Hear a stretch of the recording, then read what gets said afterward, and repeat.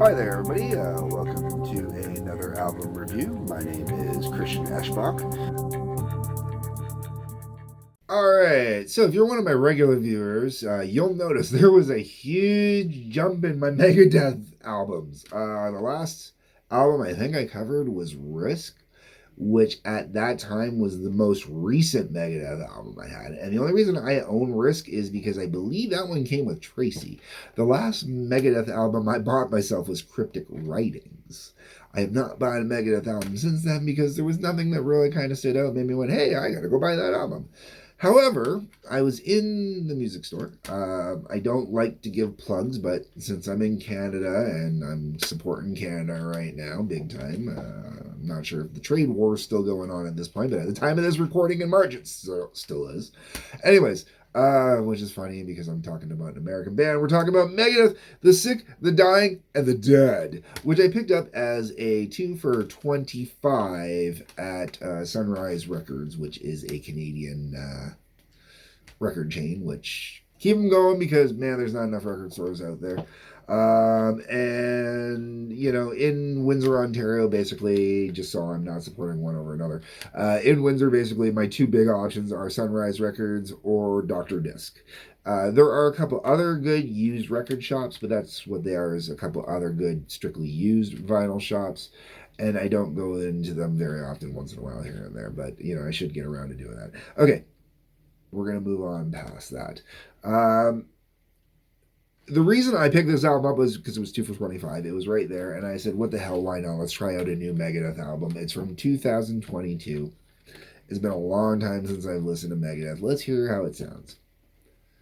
It sounds exactly like Megadeth still. um,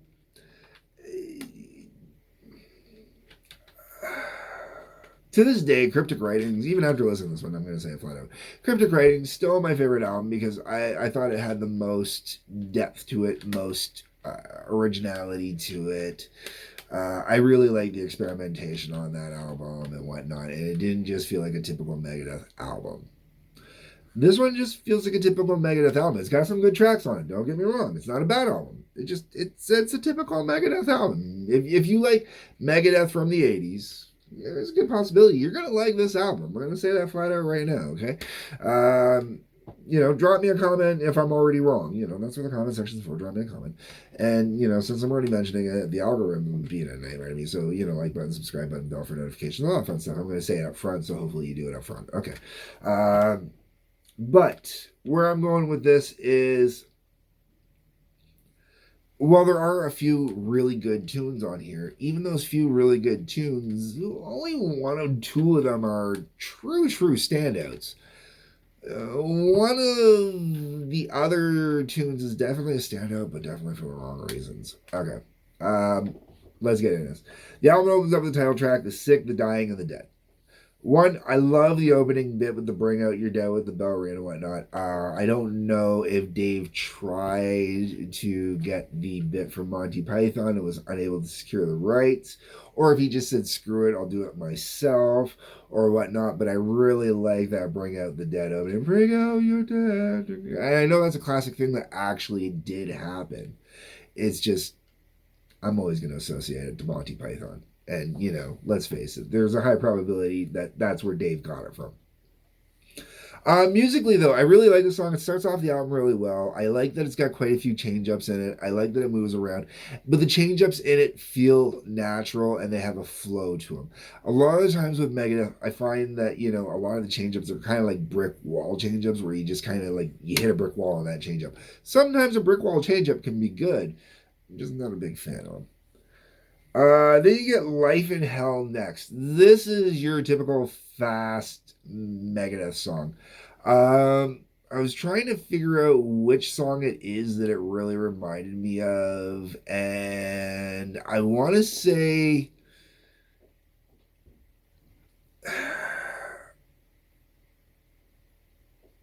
ah, man, there's part of me that kind of wants to say Angry Again a little bit breakpoint. Like, it really has that mid 90s Megadeth kind of fast paced vibe going on, just really fast at you, like almost skin of my teeth kind of vibe, going to 92 even. It's just really kind of fast. But it doesn't sound different or special or anything. Like it really sounds like a recycled tune from that time.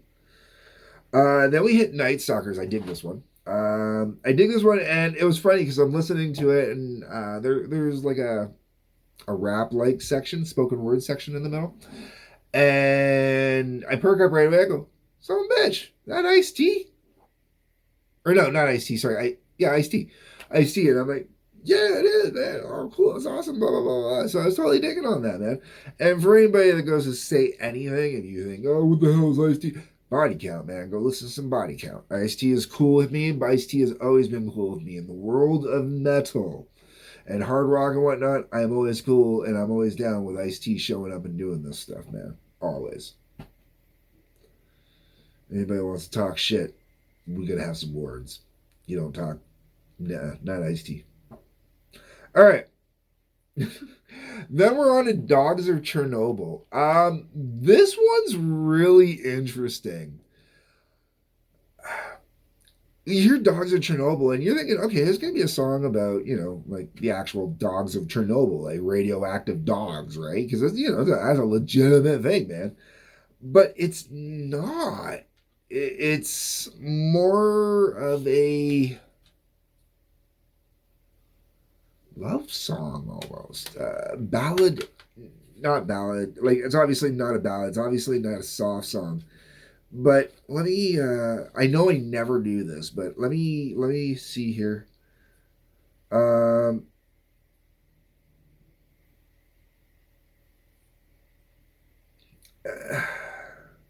like it's got that Chernobyl vibe to it, but okay, so I'm gonna do some of this. I don't want to do too much. It was springtime, the minutes simply drifting away, then everything stopped in the world. Fallout, radioactive clouds, fallout hides the exclusion zone, fallout, and you were nowhere to be found. I see your face wherever I turn. There's blood on my lips as my eyes start to burn. You vanished and left me behind like one of the dogs of Chernobyl. Where did you go? Now, because it's written, you could definitely read it still as being a Chernobyl directly influenced song. You can view it as being, like with this here, like a post-apocalyptic view. The whole way, I love the imagery and the idea of someone feeling left behind so badly, like a dog of Chernobyl. And if you don't know what the dogs of Chernobyl are, you got to go check up Dogs of Chernobyl. You're here on YouTube. Just go search it next after this video. After this video.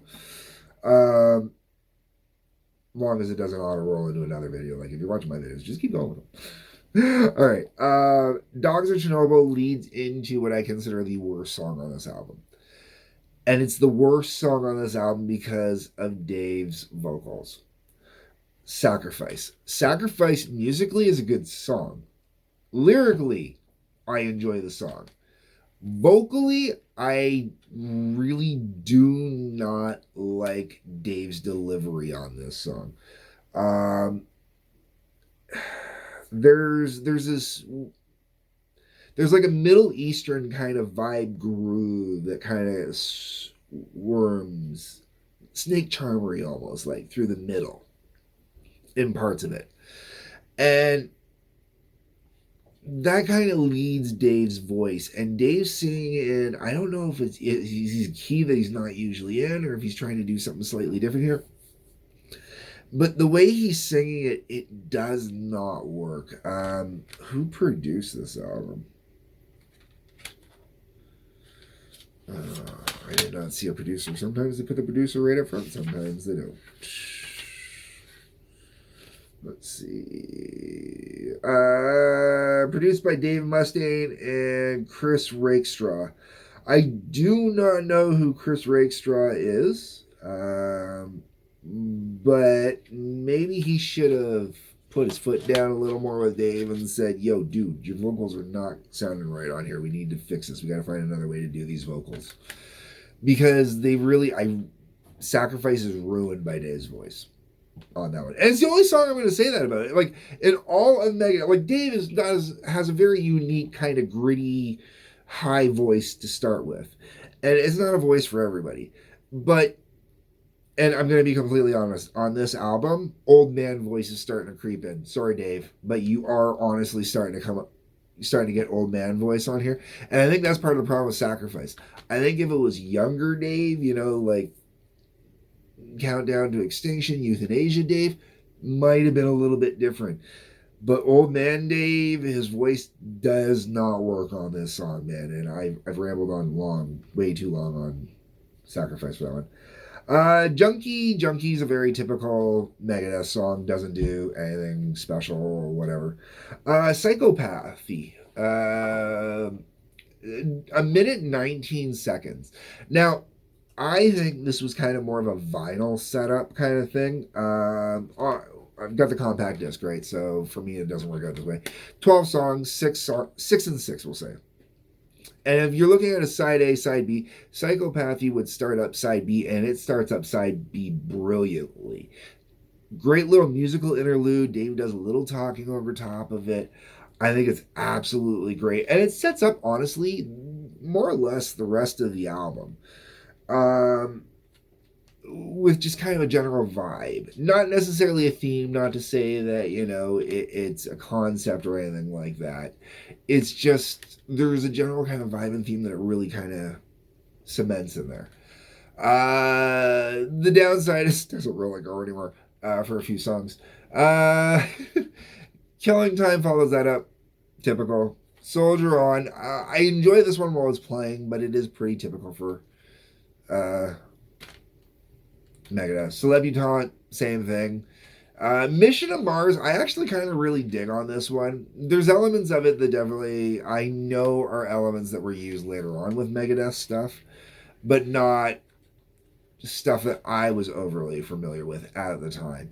I kind of really got into Mission to Mars for that reason. I really kind of dug it. And then the album finishes off with We'll Be Back. And I think We'll Be Back was a great way to finish the album. I think it really has a great vibe and sound to it. And I really think it closes off the album the way an album should, man. Leaves you wanting more. And, you know, We'll Be Back is a great closer even for end of a concert. This is it's one of those songs where I want to say that they did set it up to be, you know, like the encore at the end of the night, or if not the encore, like the pre-encore, like the very last song before they go into a couple encores, whatnot. And it works. It really does, and I'm okay when bands do that. I think it's a good idea. Okay, so the whole way around, The Sick, The Dying, and The Dead.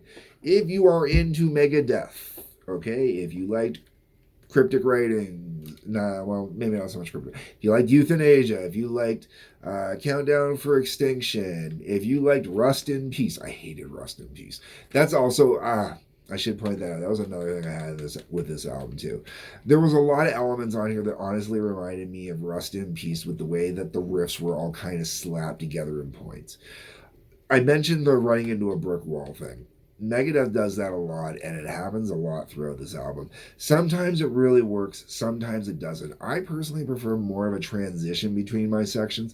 Like I said, a brick wall kind of thing can be really good, where, you know, you just kind of going along and pace, and all of a sudden, boom, it just completely radically alters. That can be fantastic, but not on every damn song. And that was always one of my biggest issues with Rust in Peace. I actually consider Rust in Peace, out of all the Megadeth albums I own, I consider Rust in Peace one of the worst, if not the worst, because it's the one I cannot listen to. And I know there are people who are going to be like, oh my god, that's blasphemy. I don't think it was a well-written album. But I'll say the exact same thing about Metallica with And Justice for All. It's a million riffs just kind of slammed together. One or two good tracks in there, but for the most, I mean, Metallica does a better job of it on Injustice than Dave did on Rust in Peace, as far as I'm concerned. But either way, going off topic here. If you're into that earlier era of Megadeth, there is a high probability you will enjoy this album. You might find it a little repetitive. You might find it a little redundant like I do to a small degree, but it is honestly a good album. It's a Megadeth album, you know? And if you're looking for a Megadeth album, pick it up. Plain and simple. My thoughts, my views, my opinions. Let me know what your thoughts and views and opinions are down below. Like I said, I covered every Megadeth album right up until Risk. This is the first one, so obviously I've got like 20 years I gotta fill in now in between. 25 years. Oh my god. Okay, so anyways, folks, let me know what you think down below. What album should I go to next? I don't know anything past Risks, so I got out. Anyways, like button, subscribe button, bell for notifications. Once again, please and thank you. Otherwise, folks, peace, love, take care.